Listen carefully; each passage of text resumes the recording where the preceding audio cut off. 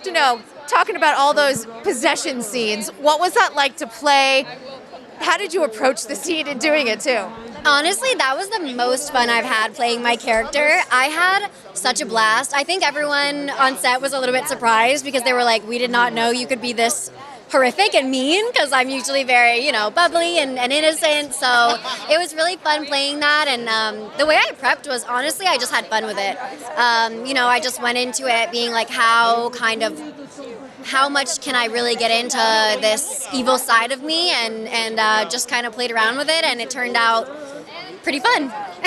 Those are the best scenes too, because you're like, anything goes, honestly. You can do that was the most fun. You can make any choice you want and it's gonna work. So that was what it was. I was just making any choice I wanted, and luckily my actors in the scene were always meeting me with the choice, and we just had a blast. It was so fun. It's the best. I love that, like, Salem is just like, we got more possession coming your way. Always. Endless. Playing a character who is very open with their sexuality, are you hearing from a lot of younger viewers of just, because representation on TV matters, and we know this over and over again, but it doesn't always happen. So what's the feedback you're getting from fans?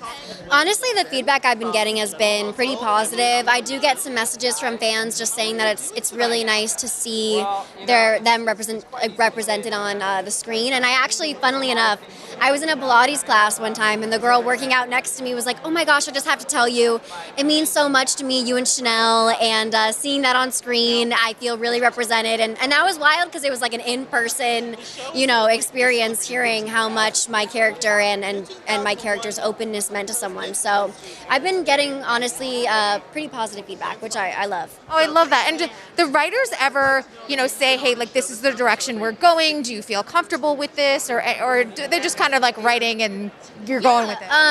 It's kind of, we do get spoken to before there's maybe something a little bit that's a bit of a twist or something we wouldn't be comfortable with. Luckily, I'm really comfortable with everyone that I work with, so that makes it a lot easier for me, because I feel like regardless of where we go, I'm going to feel comforted because I love all my coworkers. So there's never a moment where I'm going to be like, ooh, I don't want to do that, because I know that I'm going to feel safe with whoever I work with. So good when your boundaries are respected. I think that's so important. We have that a lot of days, which is great. Allie's a great baker. What are your baking skills? Do they carry over or not at all? They kind of do. I don't know. I during quarantine, I was a huge baker, and I'd say I was pretty good.